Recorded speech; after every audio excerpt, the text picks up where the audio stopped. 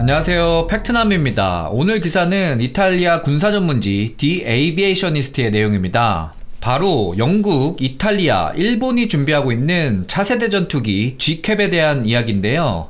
2025년 1월 14일 영국 의회의 국방위원회에서 그간 진행된 G캡의 상황과 향후 전망, 그리고 방향에 대해서 정리한 보고서가 올라옵니다. A4 용지 대략 40페이지의 이 국방위원회의 G캡 보고서는 다양한 각도에서 G캡에 대한 평가와 전망을 내놓고 있는데요. 이탈리아 군사 전문지 디 에이비에이셔니스트가 해당 내용을 일목요연하게 정리를 하고 또한 기타 내용을 보강하여 보고서 내용을 이야기로 잘 풀어내고 있습니다. 해당 기사는 구독자께서 제보를 해주신 내용이고, 오늘의 관전 포인트는 G캡 그룹 내의 일본의 역할입니다. 기사의 제목은 영국 보고서, 기존의 틀을 깨고 지난 실수를 피하지 않는다면 G캡을 2035년까지 완료한다는 것이 쉽지 않을 것입니다. 먼저 기사의 브리핑 내용입니다. 2025년 1월 14일 영국 의회 국방위원회에서 G캡의 보고서가 제출되었고, 해당 보고서에 따르면 위원회는 2035년까지 G캡을 완료하는 것은 야심찬 목표, 즉 욕심이 과하다는 뉘앙스로 표현을 하고 있는데요. 이는 현재까지는 어찌어찌 진행을 하고 있지만 현실적인 문제는 지금부터다 라고 이야기를 하고 있습니다. 보고서는 여러 작은 범위를 나누어서 G캡에 대한 이야기를 하고 있고, 이 내용을 분류를 해보자면 관계, 돈, 능력, 훈련, 그리고 인적 자원 및 산업 역량으로 구분 지을 수 있습니다. 첫 번째는 관계입니다.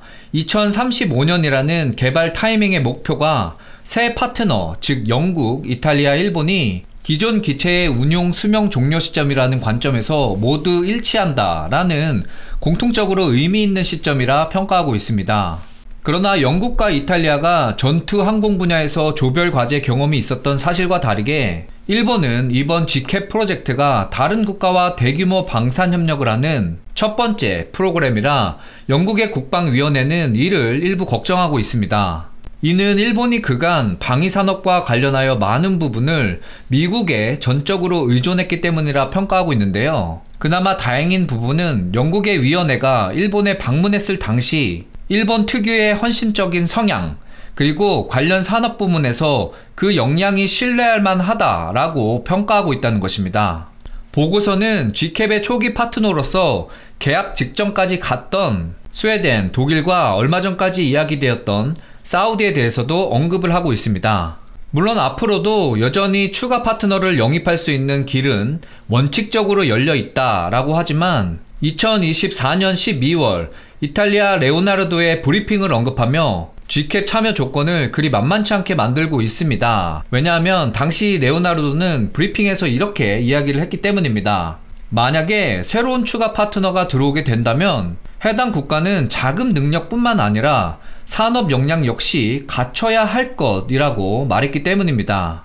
얼마 전 제가 소개해드린 브레이킹 디펜스의 사설에서 일본은 자기 밥그릇 때문에 사우디의 참여를 반대했다 전해드렸는데요. 그러면서 당시 이탈리아는 그리 까다롭지 않다라고 말씀을 드렸는데, 이탈리아의 입장이 이처럼 확고하니 사우디의 참여는 더욱더 어려울 것으로 생각이 됩니다. 그리고 각국 간 그리고 산업 간의 복잡한 관계에 대해서 이야기를 하고 있는데요. G캡 프로그램은 신중한 관리가 필요하며 어디에도 치우치지 않기 위해 새로운 조직에 충분한 권한이 필요하다 위원회는 설명을 하고 있습니다. 특히 이런 관계에서 확실한 선이 없었던 유로파이터 타이푼처럼 일부 국가의 반대, 즉 독일이겠죠? 아무튼 일부 국가의 반대로 다수의 국가가 찬성을 해도 수출하지 못했던 예를 들면서 새롭게 태어나는 조직의 힘을 강화함으로써 이런 갈등은 반드시 피해야 된다고 설명하고 있습니다.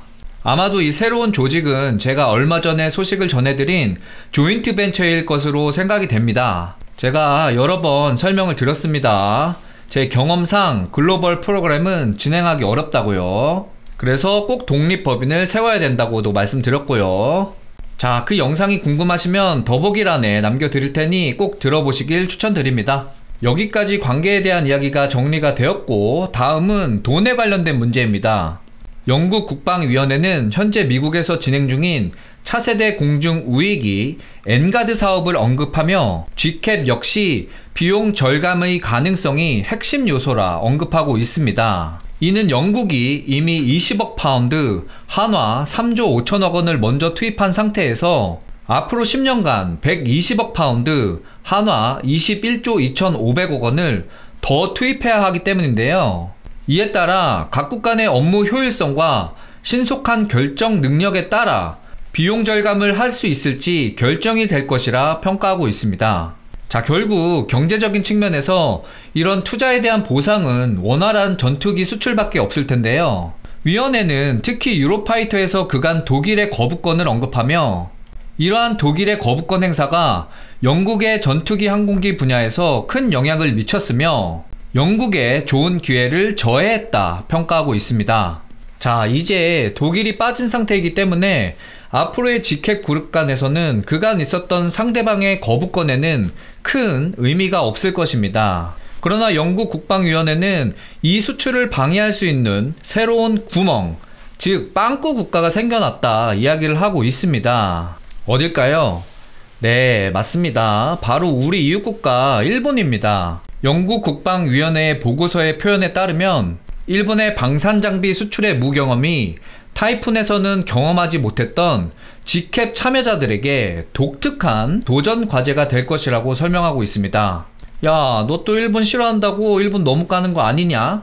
이렇게 말씀하실 분들 또 계십니다. 아닙니다. 그래서 제가 원문을 가지고 왔는데요. 자, 이거 보시면 자, 일본이 방산 수출자로서 이 무경험이 is likely to present unique challenges. 독특한 도전 과제를 줄 가능성이 있다. 누구에게? For GCAP, which were not in evidence for Typhoon. 즉, 타이푼에서는 이 경험하지 못했던 GCAP 참여자들에게 이런 독특한 도전 과제를 줄 수 있다는 겁니다. 자, 그러니까 지금 수출해서 돈을 벌어야 되는데 일본이 이러한 수출에 걸림돌이 될 수도 있다 평가하고 있는 것입니다. 그래서 위원회, 즉 영국 국방위원회는 이런 문제를 풀기 위해서는 일본 스스로가 법률적인 부분 그리고 산업적인 부분에서 개선이 필요하다고 강조하고 있습니다. 자, 이렇게 해서 오늘 GCAP 보고서의 경제적 측면의 분석까지 이야기를 해봤고요. 다음 편 2부에서는 능력 항목부터 다시 시작을 해보겠습니다. 제가 준비한 영상은 여기까지입니다. 즐거운 하루 보내세요.